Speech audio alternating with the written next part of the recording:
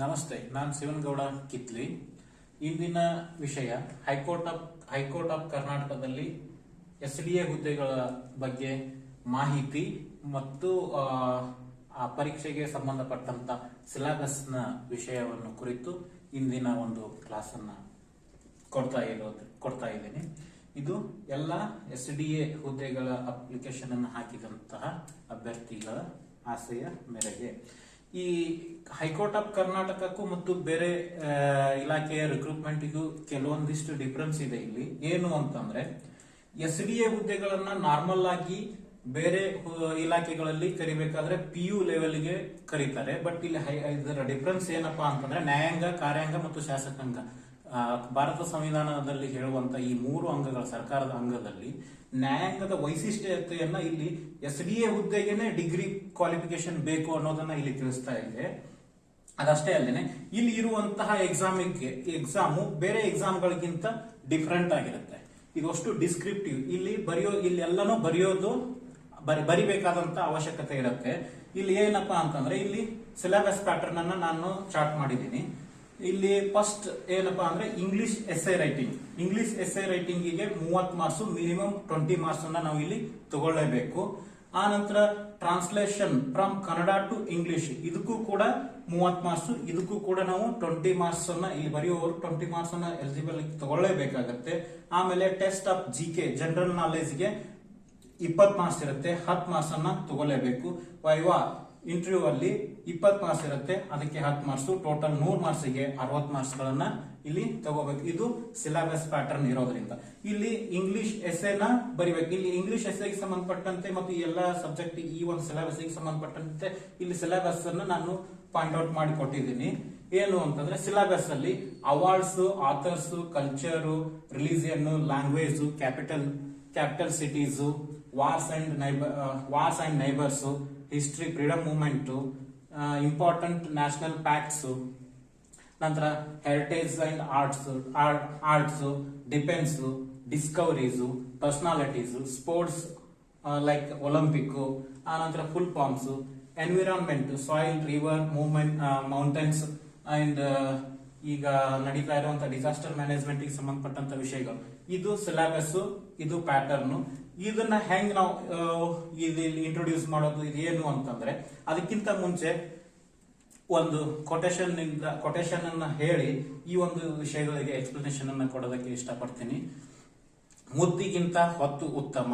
ಈಗಿಲ್ಲಿ ಸಿಕ್ಕಿರುವಂತಹ ಸಮಯ ಎಲ್ಲರೂ ಅಪ್ಲಿಕೇಶನ್ ಹಾಕಿದವರಿಗೆ ಉಪಯೋಗಕ್ಕೆ, ಆ ಸಮಯ ಮತ್ತು ಸರಿಯಾದ ಒಂದು ನಿರ್ಧರಿಸಿದಂತ ಈ ಸಮಯದಲ್ಲಿ ನಾವು ಈ ಕೆಲಸನ ಮಾಡೋದ್ರಿಂದ ಆ ಬೇಕಾದಂತ ಹುದ್ದೆಗೆ ಬೇಕಾದಂತ ಕ್ವಾಲಿಫಿಕೇಶನ್ ನಮಗೆ ತಗೋಬೇಕು. ಆದ್ರೆ ಈಗಿರುವಂತ ಸಮಯವನ್ನು ನಾವು ಸಂಪೂರ್ಣವಾಗಿ ಬಳಸ್ಕೋಬೇಕಾಗಿರುತ್ತೆ.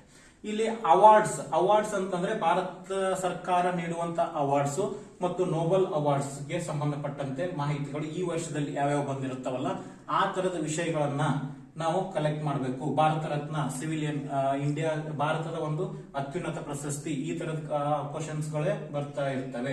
ಆನಂತರ ಆಥರ್ಸ್ ಅಂತಂದ್ರೆ ಕನ್ನಡ ಸಾಹಿತಿಗಳಾಗಿರ್ಬೋದು ಅಥವಾ ಕನ್ನಡ ಅಥವಾ ಯಾವುದೇ ಒಂದು ಭಾರತದ 22 ಭಾಷೆಗಳಲ್ಲಿ ಸಂವಿಧಾನ ಗುರುತಿಸಿರುವಂತ 22 ಭಾಷೆಗಳಲ್ಲಿ ಬರೆಯುವಂತ ಆಥರ್ಸ್ ರಾಷ್ಟ್ರೀಯ ಮಟ್ಟದ ಈ ಒಂದು ಕೇಂದ್ರ ಸರ್ಕಾರವು ಗುರುತಿಸಿ ಅವರಿಗೆ ಅವಾರ್ಡ್ಸ್ ಗಳನ್ನ ನೀಡಿದ್ರೆ ಆ ಒಂದು ಹೆಸರುಗಳನ್ನ, ಆ ಒಂದು ಪ್ರಶ್ನೆಯನ್ನ ಕೇಳುವಂತ ಚಾನ್ಸ್ ಇರುತ್ತೆ. ಈಗ ಇತ್ತೀಚೆಗೆ ಕರ್ನಾಟಕದಲ್ಲಿ ವೀರಪ್ಪ ಮೊಯ್ಲಿ ಅವರಿಗೆ ಕೇಂದ್ರ ಸಾಹಿತ್ಯ ಅಕಾಡೆಮಿ ಅನ್ನುವಂತ ಒಂದು ಪ್ರಶಸ್ತಿ ಕೂಡ ಇತ್ತೀಚೆಗೆ ಸಿಕ್ಕಿದೆ. ಅದನ್ನು ಕೂಡ ನೋಡ್ಕೋಬೇಕಾಗತ್ತೆ. ನಂತರ ಕಲ್ಚರು, ರಿಲಿಜಿಯನ್ ಗೆ ಸಂಬಂಧಪಟ್ಟಂತ ಮಾಹಿತಿ ಮತ್ತು ಇನ್ಫಾರ್ಮೇಶನ್ ನೋಡ್ಬೇಕು. ಲ್ಯಾಂಗ್ವೇಜ್ ಅಂತ ಅಂದ ತಕ್ಷಣ ಭಾರತ ಸಂವಿಧಾನದಲ್ಲಿ ಹೇಳಿದಂತಹ 22 ಭಾಷೆಗಳು, ಆ 17ನೇ ಭಾಗದಲ್ಲಿ ಬರುವಂತ 22 ಭಾಷೆಗಳ ಬಗ್ಗೆ ನಾವು ನೋಡ್ಕೋಬೇಕಾಗತ್ತೆ. ಕ್ಯಾಪಿಟಲ್ ಸಿಟೀಸ್ ಅಂದ ತಕ್ಷಣನೇ ಈಗ ಇಲ್ಲಿ ಆಂಧ್ರ ಪ್ರದೇಶದಲ್ಲಿ ನ್ಯಾಯಾಂಗ, ಕಾರ್ಯಾಂಗ ಮತ್ತು ಶಾಸಕಾಂಗಕ್ಕೆ ಅದರದೇ ಆದ ಕ್ಯಾಪಿಟಲ್ ಸಿಟಿಗಳನ್ನ ಹೊಸದಾಗಿ ಮಾಡಿರೋದ್ರಿಂದ ಈ ತರದ್ದು, ಮತ್ತು ನೈಬರ್ ಕಂಟ್ರಿಯಲ್ಲಿ ಇರುವಂತಹ ಹೊಸ ಕ್ಯಾಪಿಟಲ್ ಸಿಟಿಗಳು ಮತ್ತು ಯಾವ್ದಾದ್ರು ಒಂದು ಇಂಪಾರ್ಟೆಂಟ್ ಘಟನೆಗಳು ನಡೆದಿದ್ರೆ ಆ ಒಂದು ರಾಜ್ಯ ಮತ್ತು ರಾಜ್ಯದ ರಾಜಧಾನಿಗಳನ್ನ ಕೇಳುವಂತ ಚಾನ್ಸಸ್ ಇರುತ್ತೆ. ಮತ್ತು ವಾರ್ಸ್ ಮತ್ತು ನೈಬರ್ ಕಂಟ್ರೀಸ್ ವಾರ್ಸ್ ಮತ್ತು ನೈಬರ್ ಕಂಟ್ರೀಸ್ ಅಂತಂದ್ರೆ ಬಾಂಗ್ಲಾದೇಶದ ಯುದ್ಧ ಮುಗಿದು ಇಲ್ಲಿಗೆ 50 ವರ್ಷ ಆಗಿದೆ. ಅದಕ್ಕೋಸ್ಕರ ಅದನ್ನ ಕೇಳುವಂತ ಚಾನ್ಸಸ್ ಇರುತ್ತೆ. ನೈಬರ್ ಕಂಟ್ರೀಸ್ ಅದು ನಮ್ಮ ದೇಶದ ಸುತ್ತಮುತ್ತ ಇರುವಂತ ನೈಬರ್ಸ್ ಕಂಟ್ರೀಸ್ ಯಾವ್ಯಾವ ಇದಾವಲ್ಲ ಅದರ ಗಡಿ ಮತ್ತು ನೈಬರ್ ಕಂಟ್ರಿ ಕ್ಯಾಪಿಟಲ್ ಸಿಟೀಸ್ ಗಳನ್ನ ನೋಡ್ಕೋಬೇಕಾಗತ್ತೆ. ಹಿಸ್ಟರಿ, ಫ್ರೀಡಮ್ ಮೂವ್ಮೆಂಟ್, ಹಿಸ್ಟ್ರಿಗೆ ಸಂಬಂಧಪಟ್ಟಂತೆ ಈಗ ಭಾರತವು 75ನೇ ವರ್ಷದ ಸ್ವಾತಂತ್ರ್ಯೋತ್ಸವನ ಆಚರಿಸ್ತಾ ಇರೋದ್ರಿಂದ ಇದ್ರ ಮೇಲೇನು ಬರುವಂತ ಚಾನ್ಸಸ್ ಜಾಸ್ತಿ ಇರುತ್ತೆ. ಅದಕ್ಕೆ ಇಂಪಾರ್ಟೆಂಟ್ ನ್ಯಾಷನಲ್ ಪ್ಯಾಕ್ಸ್ ಅಂತ 75 ಇಯರ್ಸ್ ಅನ್ನ ಆಚರಿಸಿರೋದನ್ನು ಕೇಳಬಹುದು. ಆ ನಂತರ ಹೆರಿಟೇಜ್ ಅಂಡ್ ಆರ್ಟ್ಸ್ ಮತ್ತು ಹೆರಿಟೇಜ್ ಗೆ ಸಂಬಂಧಪಟ್ಟಂತೆ ಅಂತಂದ್ರೆ ನಮ್ಮ ಕರ್ನಾಟಕಕ್ಕೆ ಸಂಬಂಧಪಟ್ಟಂತೆ ನೋಡೋದಾತಂದ್ರೆ ಇದು ಕರ್ನಾಟಕ ಹೈಕೋರ್ಟ್ ಗೆ ಸಂಬಂಧಪಟ್ಟಂತ ಮಾಹಿತಿ ಇಲ್ಲಿ ಕರ್ನಾಟಕದಲ್ಲೇ ಕೇಳೋದಾದ್ರೆ ವರ್ಲ್ಡ್ ಹೆರಿಟೇಜ್ ಸೈಟ್ ಕರ್ನಾಟಕದಲ್ಲಿ 3 ಇದಾವೆ. ಮೊದಲನೇದು ಹಂಪಿ, ಎರಡನೇದ್ದು ಬಾದಾಮಿ ತಾಲೂಕಿನ ಐಹೊಳೆ, ನಂತರದಲ್ಲಿ ಇನ್ನೊಂದು ನಮ್ಮ ಇದಕ್ಕೆ ಏನು ಪಶ್ಚಿಮ ಘಟ್ಟಗಳಿಗೆ ನೀಡಲಾಗಿದೆ. ಇನ್ನು ಡಿಫೆನ್ಸ್ ಗೆ ಸಂಬಂಧಪಟ್ಟಂತೆ ಕೆಲವೊಂದಿಷ್ಟು ಇನೋವೇಷನ್ಸ್ ಆಮೇಲೆ ಕೆಲವೊಂದಿಷ್ಟು ಇವನ್ಗಳ ಡಿಸ್ಕವರಿಗಳು ನಡೆದಿದ್ದಾವೆ. DRDOದಿಂದ 2DC ಅನ್ನುವಂತ ಕೊರೋನಾ ವ್ಯಾಕ್ಸಿನೇಷನ್ಸ್ ಮತ್ತು ಇಸ್ರೋಕ್ಕೆ ಸಂಬಂಧಪಟ್ಟಂತ ಇನೋವೇಷನ್ಸ್ ಅಥವಾ ಬಾಹ್ಯಾಕಾಶ ಸಂಶೋಧನೆ ಮತ್ತು ಬಾಹ್ಯಾಕಾಶ ಉಡಾವಣೆ ಮಾಡಿದಂತಹ ಕೆಲವೊಂದಿಷ್ಟು ರಾಕೆಟ್ಸ್ ಮತ್ತು ಇದು ಉಡಾವಣಾ ನೌಕೆಗಳ ಹೆಸರು ಮತ್ತು ಅಲ್ಲಿ ಇರುವಂತಹ ಹೊಸದು ಏನಾದ್ರೂ ಇದ್ರೆ ಅದನ್ನ ಕೇಳುವಂತ ಚಾನ್ಸಸ್ ಇರುತ್ತೆ. ಪರ್ಸನಾಲಿಟೀಸ್ ಇನ್ ನ್ಯೂಸ್ ಅಂತ ಬಂದಾಗ ಪರ್ಸನಾಲಿಟೀಸ್ ಅಂತಂದ್ರೆ ಸೌಮ್ಯ ಸ್ವಾಮಿನಾಥನ್, ನಂತರ ಕಮಲಾ ಹ್ಯಾರಿಸ್ ಅನ್ನು, ನರೇಂದ್ರ ಮೋದಿ, ಡಾಕ್ಟರ್ ಹರ್ಷವರ್ಧನ್ ಇವರು ಇಂಟರ್ನ್ಯಾಷನಲಿ ರಿಕಗ್ನೈಸ್ ಆದಂತಹ ವ್ಯಕ್ತಿಗಳು ನಮ್ಮ ಭಾರತದಿಂದ. ಇನ್ನು ಇವ್ರು ಇರೋದ್ರಿಂದ ಇಲ್ಲಿ ಕೇಳುವಂತ ಚಾನ್ಸಸ್ ಗಳು ಇರುತ್ತೆ. ಇನ್ನು ಸ್ಪೋರ್ಟ್ಸ್ ಅಂತಂದ್ರೆ ಈಗ ರೀಸೆಂಟ್ ಆಗಿನೇ ಒಲಿಂಪಿಕ್ಸ್ ಮುಗಿದಿರೋದ್ರಿಂದ ಒಲಿಂಪಿಕ್ಸ್ ಗೆ ಸಂಬಂಧಪಟ್ಟಂತವೇ ಸ್ಪೋರ್ಟ್ಸ್ ಮತ್ತು ಅದಕ್ಕೆ ಸಂಬಂಧಪಟ್ಟಂತ ಇಲ್ಲ ಸ್ಪೋರ್ಟ್ಸಿನ ಮೆಂಬರ್ಸ್ ಎಷ್ಟು ಯಾವ ಸ್ಪೋರ್ಟ್ಸ್ ಅಲ್ಲಿ ಎಷ್ಟು ಮೆಂಬರ್ಸ್ ಇರ್ತಾರೆ ಈ ತರದ್ದೆಲ್ಲ ಕೇಳುವಂತ ಚಾನ್ಸಸ್ ಇರುತ್ತೆ. ಫುಲ್ ಫಾರ್ಮ್ಸ್, ಎನ್ವಿರಾನ್ಮೆಂಟ್ ಇಶ್ಯೂ ಅಲ್ಲಿ ಸಾಯಿಲ್, ರಿವರ್ಸ್ ಮತ್ತು ಮೌಂಟೇನ್ಸ್, ಆಮೇಲೆ ಚಂಡಮಾರುತಗಳು, ಆಮೇಲೆ ಭೂಕಂಪ ಈ ಇತ್ತೀಚೆಗೆ ಅಂತೂ ಈ ಗುಲ್ಬರ್ಗಾ ಡಿಸ್ಟಿಕ್ ಅಲ್ಲಿ ನಡೀತಾ ಇದೆ. ಅದಕ್ಕಿಂತ ಮುಂಚೆ ಚಂಡಮಾರುತಗಳು ಬಂದು ಹೋಗಿದ್ದಾವೆ, ತೌತೆ ಮತ್ತು ಯಾಸ್ ಅನ್ನುವಂಥವು.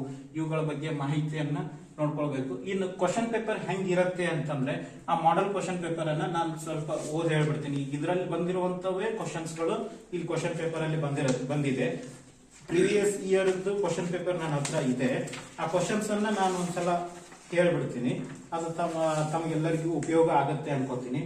ಇಲ್ಲಿ 30 ಮಾರ್ಕ್ಸ್ ಇಂದ ಎಸ್ಐ ರೈಟಿಂಗಿಗೆ ಇದು ಇಂಗ್ಲಿಷ್ ಅಲ್ಲಿ ಬರೀಬೇಕು. ಅದನ್ನ ಇಲ್ಲಿ ಕೊಟ್ಟಿದ್ದಾರೆ. Natural calamity or the man made disasters. ಇದಕ್ಕೆ ಸಂಬಂಧಪಟ್ಟಂತೆ ಒಂದು ಟಾಪಿಕ್ ಅನ್ನ ಇವೇ ಇಶ್ಯೂ ನಲ್ಲಿ ಸಂಬಂಧಪಟ್ಟಂತೆ ಎನ್ವಿರಾನ್ಮೆಂಟ್ ಅಲ್ಲಿ ಸಂಬಂಧಪಟ್ಟಂತೆ ಒಂದು ಲಾಸ್ಟ್ ಇಯರ್ ಅಲ್ಲಿ ಕ್ವಶನ್ ಅನ್ನ ಆಯ್ಕೆ ಮಾಡ್ಕೊಂಡಿದ್ದಾರೆ. ಅದನ್ನ ಇಂಗ್ಲಿಷ್ ಅಲ್ಲಿ ಬರೀಬೇಕು. ಇದು 2 ಕೊಟ್ಟಿದ್ದಾರೆ. ಇನ್ನೊಂದು ಕೊಟ್ಟಿದ್ದಾರೆ, write about your favourite national hero.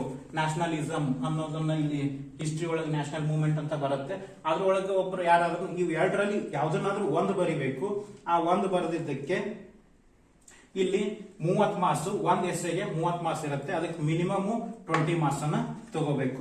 ಇನ್ನ 2ನೇ ಸ್ಟೇಜ್ ಅಲ್ಲಿ ಕ್ವಶನ್ಸ್ ಇದು ಡಿಸ್ಕ್ರಿಪ್ಟಿವ್ ಇರುತ್ತೆ. ಕ್ವಶನ್ಸ್ ಹೆಂಗಿರುತ್ತೆ ಅಂತಂದ್ರೆ ಇಲ್ಲಿ 2ನೇ ಸ್ಟೇಜ್ ಅಲ್ಲಿ which is the highest national civilian award, 1ನೇ ಪ್ರಶ್ನೆಗೆ 1ನೇ ಕೇಳಿದ್ದಾರೆ. ಆ ನಂತರ 2ನೇ question, who was the first president of India. Who was the first president of India. ಇಲ್ಲಿ ಪರ್ಸನಾಲಿಟೀಸ್ ಅಂತ ಹೇಳಿದೆ. ಈ ಒಂದು ಇದರಲ್ಲಿ ಕೇಳಿದ್ದಾರೆ. ಇದು 2015ರಲ್ಲಿ ನಡೆದಂತ ಪ್ರಶ್ನೆ ಪತ್ರಿಕೆ. Who is the author of the book my experiment with truth. ಈ ಒಂದು ಪುಸ್ತಕವನ್ನ ಬರೆದವರು ಯಾರು ಅಂತ ಹೇಳ್ಬಿಟ್ಟು ಇಲ್ಲಿ ಆಥರ್ ಅಂತ ಇದೆ. ಆಥರ್ ಒಳಗೆ ಪ್ರಶ್ನೆ ಬಂದಿದೆ. ಹೂ ಇನ್ವೆಂಟೆಡ್ ದ ಟೆಲಿಫೋನ್. ಇಲ್ಲಿ ಡಿಸ್ಕವರೀಸ್ ಅಂತ ಇದೆ. ಇಲ್ಲಿಂದ ಪ್ರಶ್ನೆ ಬಂದಿದೆ. Next, the intensity of the earth quick is measured with ಅಂತಾನ ಪ್ರಶ್ನೆ ಕೇಳಿದ್ದಾರೆ. ಇದನ್ನ ಯಾವ್ದರಿಂದ ಡಿಸ್ಕವರಿ ಮತ್ತು ಇನೋವೇಷನ್ಸ್ ಅಲ್ಲಿನೇ ಬರುತ್ತೆ. ಅದನ್ನ ಯಾವ್ದರಿಂದ ಅಳೆಯಲಾಗುತ್ತೆ ಅನ್ನೋದನ್ನ ಇಲ್ಲಿಂದಾನೆ ಬರುತ್ತೆ. ಈಗ ಇತ್ತೀಚೆಗೆ ಗುಲ್ಬರ್ಗಾ ಡಿಸ್ಟಿಕ್ ಅಲ್ಲಿ ಈಗ ಅರ್ತ್ ಕ್ವಿಕ್ ನಡೀತಾ ಇರೋದ್ರಿಂದ ವಾಪಸ್ ಮತ್ತೆ ಈ ಪ್ರಶ್ನೆ ಬರುವಂತ ಚಾನ್ಸಸ್ ಇರುತ್ತೆ. ಹೇಳಲಿಕ್ಕೆ ಆಗೋದಿಲ್ಲ. Next, the ozone layer restrict with. ಈಗ ನಾನು ಹೇಳಿದೆ ಇಲ್ಲಿ ಎನ್ವಿರಾನ್ಮೆಂಟ್ ಇಶ್ಯೂ ಅನ್ನ ಕೊಟ್ಟಿದ್ದಾರೆ, ಅದಕ್ಕೆ ಸಂಬಂಧಪಟ್ಟಂತೆನೆ ಈ ಒಂದು ಪ್ರಶ್ನೆನ ಕೇಳಿದ್ದಾರೆ.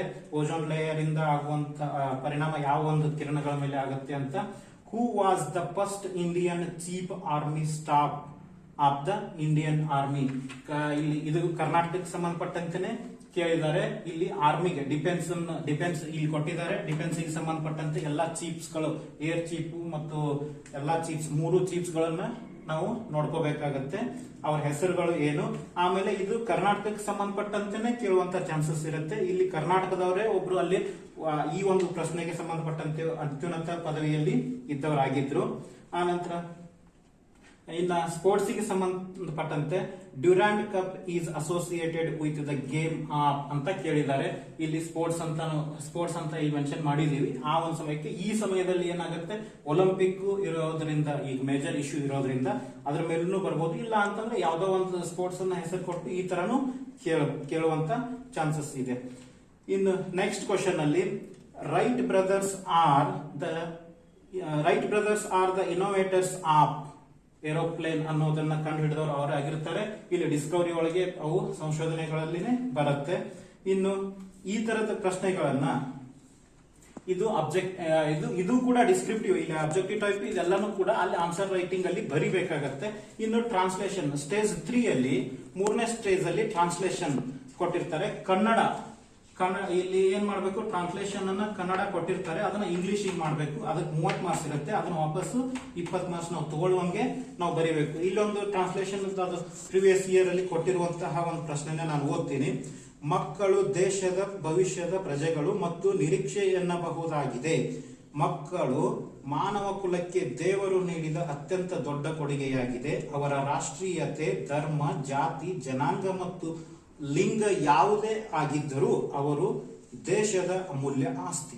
ಭವಿಷ್ಯದಲ್ಲಿ ಸ್ಪಂದಿಸಬಲ್ಲ ವ್ಯಕ್ತಿಯಾಗಿ ಅರಳಲು ಸಾಧ್ಯವಾಗುವಂತೆ ಮಗುವನ್ನು ಅದರ ಎಳೆ ಮನಸ್ಸಿನಲ್ಲಿ ಸರಿಯಾಗಿ ಬೆಳೆಸಬೇಕಾಗುತ್ತದೆ. ಸರಿಯಾದ ಸಮಯದಲ್ಲಿ ಮಗು ಪೌಷ್ಟಿಕ ಆಹಾರ, ವೈದ್ಯಕೀಯ ಪಾಲನೆ ಮತ್ತು ಸರ್ವಾಂಗೀಣ ಬೆಳವಣಿಗೆ ಪೂರಕವಾದಂತಹ ಪರಿಸರವನ್ನು ಪಡೆಯಬೇಕಾಗಿರುತ್ತದೆ. ಇದರಿಂದಾಗಿ 3ನೇ ಸ್ಟೇಜ್ ನಲ್ಲಿ ಕನ್ನಡದಿಂದ ಇಂಗ್ಲಿಷಿಗೆ ಟ್ರಾನ್ಸ್ಲೇಷನ್ ಈ ರೀತಿಯಾಗಿ ಮಾಡಬೇಕಾಗಿರುವ ಕಾರಣ ಇಲ್ಲಿ ಒಟ್ಟಾರೆ ನಾವು ಬರೆಯೋದಕ್ಕೆ ಬೇಕಾಗಿರುವಂತದ್ದು ಟೋಟಲ್ ಆಗಿ ಇರುವಂತದ್ದು 80 ಮಾರ್ಕ್ಸಿಗೆ ಬರಿಬೇಕು. 80 ಮಾರ್ಕ್ಸಿಗೆ ಅಂದ್ರೆ 30, 20 ಇದು 20 ಇಂಟರ್ವ್ಯೂ ಇರುತ್ತೆ. ಆದ್ರೆ ಬರೆಯುವಂತಹ ಸ್ಟೈಲ್ ಹೆಂಗ್ ಇಂಪ್ರೂವ್ ಆಗಿರ್ಬೇಕು ಅಂದ್ರೆ 30ಕ್ಕೆ 20 ಬರಬೇಕು, ಇಲ್ಲಿ 30ಕ್ಕೂ 20 ಬರಬೇಕು. ಇಲ್ಲಿ ಕೇಳುವಂತ ಜನರಲ್ ನಾಲೆಜ್ ಬೇಸ್ಡ್ ಆಗಿರುವಂತಹ ಕ್ವಶನ್ ನಲ್ಲಿ 20 ಮಾರ್ಕ್ಸಿಗೆ 10 ಮಾರ್ಕ್ಸ್ ಮಿನಿಮಮ್ ಆಗಿ ಎಲಿಜಿಬಲ್ ಆಗಬೇಕು ಅಂತಂದ್ರೆ ಅಷ್ಟು ಬರಲೇಬೇಕು. ಟೋಟಲ್ ಆಗಿ 100 ಮಾರ್ಕ್ಸಿಗೆ ನಾವು ಎಲಿಜಿಬಿಲಿಟಿ ಇಲ್ಲಿ ಬರ್ದವರೆಲ್ಲರೂ ಎಲಿಜಿಬಿಲಿಟಿ ತಗೋಬೇಕು ಅಂತಂದ್ರೆ 60 ಮಾರ್ಕ್ಸ್ ಅನ್ನ ತೆಗೆದುಕೊಳ್ಳುವ ರೀತಿಯಲ್ಲಿ ಪರೀಕ್ಷಾ ತಯಾರಿಯನ್ನ ನಡೆಸಬೇಕಾಗತ್ತೆ. ಇದು ಈ ಹೈಕೋರ್ಟ್ ಆಫ್ ಕರ್ನಾಟಕ ನಡೆಸುವಂತಹ ಒಂದು SDA ಪರೀಕ್ಷೆಗೆ ಬೇಕಾಗುವಂತಹ ಕ್ವಾಲಿಫಿಕೇಶನ್ ಡಿಗ್ರಿ ಆಗಿರುತ್ತೆ. ಇಲ್ಲಿ ಇನ್ನೊಂದು ಸ್ವಲ್ಪ ಏನ್ ಹೇಳಬೇಕು ಅಂತಂದ್ರೆ, ಇದು ಎಲ್ಲಾನು ನಮ್ಮನ್ನ ಟೆಸ್ಟ್ ಮಾಡಕ್ ಇಟ್ಟಿದ್ದಾರೆ ಅಂತ ಅನ್ಕೊಳ್ಳೋದಕ್ಕಿಂತ ಮುಂಚೆ ನಾವು ಇದನ್ನ ಹೀಗೂನು ಅಂತ ಅನ್ಕೋಬಹುದು. ಒಂದು ಹೈಕೋರ್ಟ್, ಕರ್ನಾಟಕದ ಹೈಕೋರ್ಟ್ ನಲ್ಲಿ ಒಂದು ಹುದ್ದೆಯನ್ನ ಪಡಿಬೇಕು ಅಂತಂದ್ರೆ, ಒಂದು ನ್ಯಾಯಾಂಗ ಇಲಾಖೆಯಲ್ಲಿ ಒಂದು ಹುದ್ದೆಯನ್ನ ಪಡಿಬೇಕು ಅಂತಂದ್ರೆ ಇದು ನಮ್ಮನ್ನ ಮೆಜರ್ಮೆಂಟ್ ಮಾಡುವಂತ ಅಳತೆಗಳು ಅಲ್ಲ. ಆ ಒಂದು ಹುದ್ದೆಗೆ ಹೋಗ್ಬೇಕಾದ್ರೆ ಬೇಕಾದಂತ ಮಿನಿಮಮ್ ಕ್ವಾಲಿಫಿಕೇಶನ್ ಇವೆಲ್ಲಾನು ಏನಿದೆ ಅಂತಂದ್ರೆ ನಮ್ಮ ದೈನಂದಿನ ಜೀವನದಲ್ಲಿ ಅಥವಾ ಸುತ್ತಮುತ್ತಲ ದಿನನಿತ್ಯದ ಘಟನೆಗಳಿಗೆ ಆಧಾರಿತವಾಗಿ GK ಕ್ವಶನ್ ಪೇಪರ್ ಬರೋದು. ಇದು ಒಬ್ಬ ಹೈಕೋರ್ಟ್ ಕರ್ನಾಟಕದ ಹುದ್ದೆಗೆ ಹೋಗಲಿಕ್ಕೆ ಬೇಕಾದಂತ ಮಿನಿಮಮ್ ಕ್ವಾಲಿಟೀಸ್, ಅದು ಯಾವುದೇ ಒಂದು ಹುದ್ದೆಗೆ ಹೋಗ್ಬೇಕಾದ್ರೂ ಅದು ಮಿನಿಮಮ್ ಕ್ವಾಲಿಟೀಸ್ ಆಗಿರುತ್ತೆ. ಇನ್ನು ಇಲ್ಲಿ ಇಂಗ್ಲಿಷೇ ಯಾಕೆ ಬೇಕು, ಅದು ಎಸ್ಐ ರೈಟಿಂಗು ಇಂಗ್ಲಿಷ್ ನಲ್ಲೇ ಇರುತ್ತೆ. ಕನ್ನಡದಿಂದ ಇಂಗ್ಲಿಷಿಗೆನೆ ಯಾಕೆ ಇದನ್ನ ಟ್ರಾನ್ಸ್ಲೇಷನ್ ಅನ್ನ ಹೈಕೋರ್ಟ್ ಆಫ್ ಕರ್ನಾಟಕದವರು ಕೇಳ್ತಾ ಇದ್ದಾರೆ ಅಂತಂದ್ರೆ, ನ್ಯಾಯಾಂಗ ಇಲಾಖೆ ಅಥವಾ ಕೋರ್ಟ್ಗಳ ಭಾಷೆ ಇಂಗ್ಲಿಷ್ ಆಗಿರೋದ್ರಿಂದ ಲೋಯರ್ ಕೋರ್ಟ್ಸ್ ಅಥವಾ ಕೆಳಮಟ್ಟದ ನ್ಯಾಯಾಲಯಗಳಿಂದ ಬರುವಂತ ಎಲ್ಲಾ ಕೋರ್ಟ್ಗಳು ಅಲ್ಲಿ ಇಂಗ್ಲಿಷ್ಗೆ ಟ್ರಾನ್ಸ್ಲೇಷನ್, ಇಂಗ್ಲಿಷಿನ ಅವಶ್ಯಕತೆ ಮುಖ್ಯವಾಗಿ ಇರುತ್ತೆ ನ್ಯಾಯಾಲಯಗಳಲ್ಲಿ. ಆ ಉದ್ದೇಶಕ್ಕಾಗಿ ಮಿನಿಮಮ್ 2 ಭಾಷೆಗಳು ಬರಲೇಬೇಕಾಗತ್ತೆ. ಆ ಉದ್ದೇಶಕ್ಕೆ ಎಸ್ಐ ರೈಟಿಂಗ್ ಅನ್ನು ಇಂಗ್ಲಿಷಲ್ಲೇ ಬರಿಬೇಕು, ಟ್ರಾನ್ಸ್ಲೇಷನ್ ಕೂಡ ಕನ್ನಡದಿಂದ ಇಂಗ್ಲಿಷಿಗೆ ಮಾಡಬೇಕು, GK ಕೂಡ ನಾವು ಸುತ್ತಮುತ್ತಲಿನ ಘಟನೆಗಳು ಮತ್ತು ನಡೀತಾ ಇರುವಂತಹ ಇಶ್ಯೂಸ್ ಗಳ ಬಗ್ಗೆ, ಎನ್ವಿರಾನ್ಮೆಂಟಲ್ ಬಗ್ಗೆ, ಆ ನಂತರ ಡಿಫೆನ್ಸ್ ರಿಸರ್ಚ್ ಬಗ್ಗೆ ಅಥವಾ ಹೊಸ ಸಂಶೋಧನೆಗಳ ಬಗ್ಗೆ ಮತ್ತು ದೇಶದ ಕ್ಯಾಪಿಟಲ್ ಬಗ್ಗೆ, ದೇಶದ ಸುತ್ತಮುತ್ತಲಿನ ನಡೆಯುವಂತಹ ಇಂಟರ್ನ್ಯಾಷನಲ್ ಇಶ್ಯೂಸ್ ಬಗ್ಗೆ ಎಲ್ಲದರ ಬಗ್ಗೆನೂ ಗಮನ ಇಟ್ಕೋಬೇಕು. ಅಂದ್ರೆ ಇದು ಅಲ್ಲಿಗೆ ಬೇಕಾಗಿರುವಂತ ಕ್ವಾಲಿಟೀಸ್, ಮಿನಿಮಮ್ ಕ್ವಾಲಿಟೀಸ್. ಅಂದ್ರೆ ಒಂದು ಹುದ್ದೆಗೆ ಒಬ್ಬ ಅಧಿಕಾರಿಗಳ ಆಗೋದಕ್ಕೆ ಅಥವಾ ಒಂದು ಹುದ್ದೆಯನ್ನು ಪಡೆದುಕೊಳ್ಳೋದಕ್ಕೆ ಹೋಗ್ತೀವಿ ಅಂತಂದ್ರೆ ಆ ಹುದ್ದೆಗೆ ನಿಗದಿಪಡಿಸಿದಂತಹ ಈ ಕ್ವಾಲಿಟೀಸ್ ನಮ್ಮ ಹತ್ರ ಇದಾವ ಇಲ್ವಾ? ಇಲ್ಲ ಅಂತಂದ್ರೆ ಅದನ್ನ ಹೆಂಗ್ ಇಂಪ್ರೂವ್ ಮಾಡ್ಕೋಬೇಕು? ಇರುವಂತ ಸಮಯದಲ್ಲಿನೇ ಇವುಗಳನ್ನ ನಾವು ಎಷ್ಟು ಬೇಗ ನಾವು ಇಂಪ್ರೂವ್ ಮಾಡ್ಕೋತೀವೋ ಅಷ್ಟು ಬೇಗ ಈ ಹುದ್ದೆಯಲ್ಲಿ ಒಂದು ಹುದ್ದೆ ನೀವು ಮಾಡುವಂತ ಪ್ರಿಪರೇಷನ್ಗೆ ಸರಿಯಾದ ಸಮಯಕ್ಕೆ ನೀವು ಸರಿಯಾದ ರೀತಿಯಲ್ಲಿ ನೀವು ಪ್ರಿಪರೇಷನ್ ಅನ್ನ ಮಾಡಿದ್ರೆ ಆ ಹುದ್ದೆ ನಿಮ್ಮದು ಆಗ್ಲಿ ಅಂತ ಹೇಳ್ತಾ ಈ ಒಂದು ಹೈಕೋರ್ಟ್ ಆಫ್ ಕರ್ನಾಟಕಕ್ಕೆ ಸಂಬಂಧಪಟ್ಟಂತಹ ಈ ಒಂದು ಸಂಕ್ಷಿಪ್ತ ವಿಷಯಗಳನ್ನ ತಮ್ಮ ಒಂದು ಅನುಕೂಲಕ್ಕಾಗಿ ನಾನು ಇಂದು ನೀಡಿದ್ದೇನೆ. ಶುಭ ದಿನ.